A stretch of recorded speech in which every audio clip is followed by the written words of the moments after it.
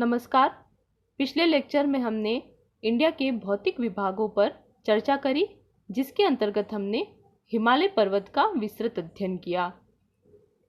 इसी कड़ी को हम आगे बढ़ाते हुए आज हम भारत के विशाल मैदान पर चर्चा करेंगे। The great plains of north India, उत्तरी भारत का विशाल मैदान। अब उत्तरी भारत का ये जो विशाल मैदान है, इसकी स्थिति अगर हम देखें तो यह मैदान हिमालय के दक्षिण में और प्रायद्वीपीय पठार के उत्तर में स्थित है। इस मानचित्र में ग्रीन कलर से जो क्षेत्र दर्शाया गया है, यह दर्शा रहा है उत्तर के विशाल मैदान को। तो यह मैदान हिमालय के तो दक्षिण में स्थित है और प्रायद्वीपीय पठार के यह उत्तर में स्थित है। उत्तर का विशाल मैदान पूर्व से पश्चिम दिशा में फैला हुआ है। यह सिंधु नदी के मुहाने से गंगा नदी के मुहाने तक 3200 किलोमीटर की लंबाई में विस्तृत है। भारत के इस मानचित्र में ग्रीन कलर वाला एरिया दर्शा रहा है उत्तर के विशाल मैदान को। यहाँ पर पश्चिम की तरफ है सिंधु नदी का मुहाना और पूर्व की ओर है गंगा नदी का मुहाना। मुहाना क्या होता है? वह स्थान जहाँ पर नदी की मुख्य धारा किसी झील या समुद्र में मिलती है, उसे कहा जाता है नदी का मुहाना, माउथ ऑफ रिवर।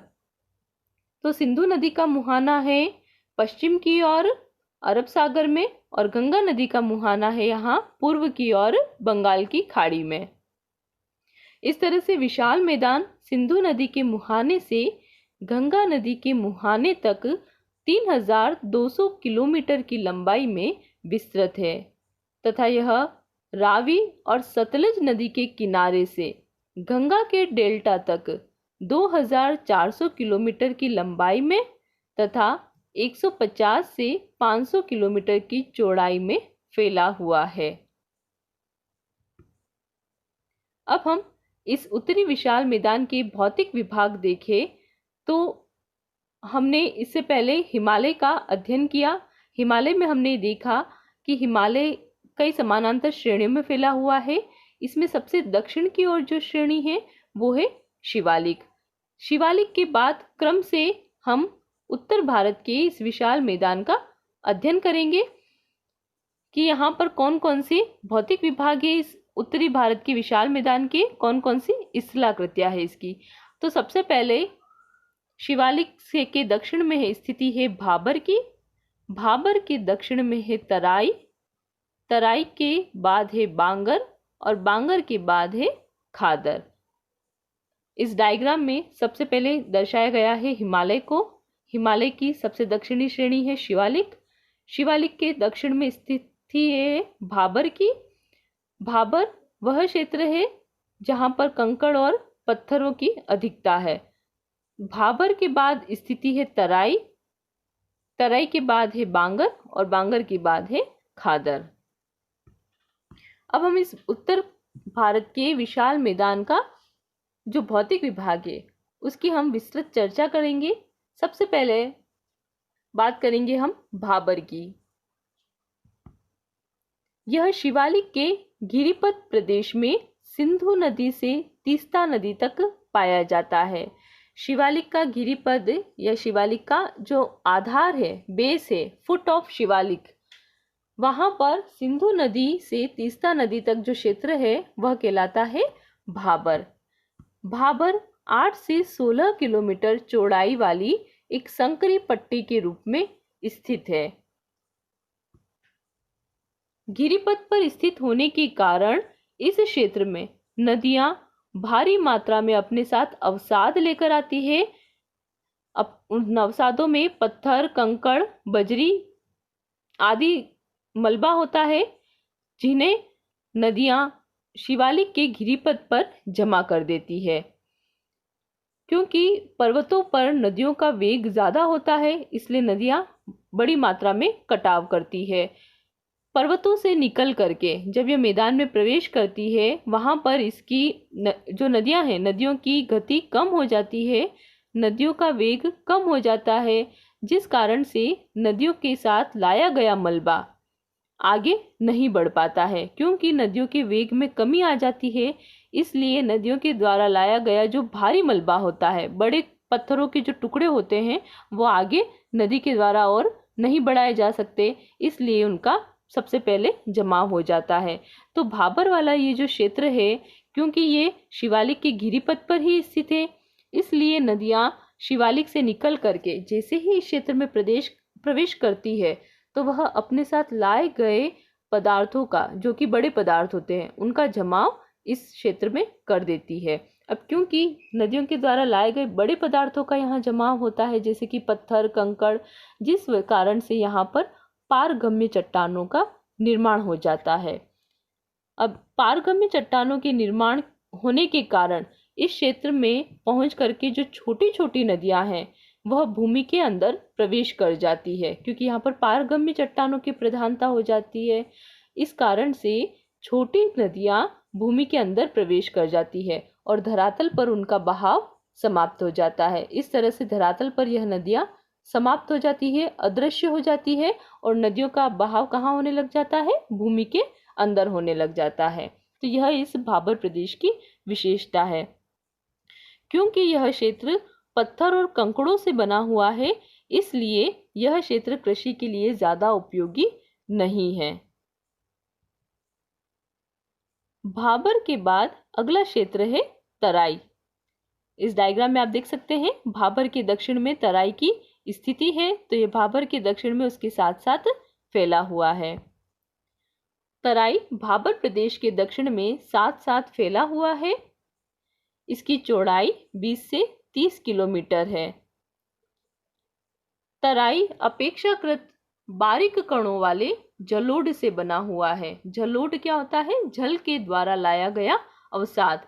तो तराई में जो अवसाद बिछाया गया है नदियों द्वारा, वह बारीक कणों वाला अवसाद है। इसी के साथ साथ तराई वनों से ढका हुआ प्रदेश है। जो नदियां भाबर प्रदेश में भूमिगत हो जाती है, हमने देखा कि भाबर प्रदेश में पारगम्य चट्टानों की प्रधानता होने के कारण यहाँ पर छोटी छोटी नदियां भूमि के अंदर समा जाती है और वह भूमिगत होकर के बहने लगती है, धरातल पर उनका कोई संपर्क नहीं रहता। तो भाबर प्रदेश में भूमिगत हुई नदियां आगे चल करके तराई क्षेत्र में वापस से धरातल पर आ जाती है, जिस कारण से तराई क्षेत्र में कई तरह के दलदल पैदा हो जाते हैं। तो तराई जो क्षेत्र है, या ये क्षेत्र दलदल से भरा हुआ क्षेत्र है। वर्तमान में बहुत से तराई इलाकों में वनों को साफ करके कृषि के योग्य बना दिया गया है। तराई के बाद अगला है बांगर। बांगर पुरानी कांप से निर्मित अपेक्षाकृत एक ऊंचा भूभाग है।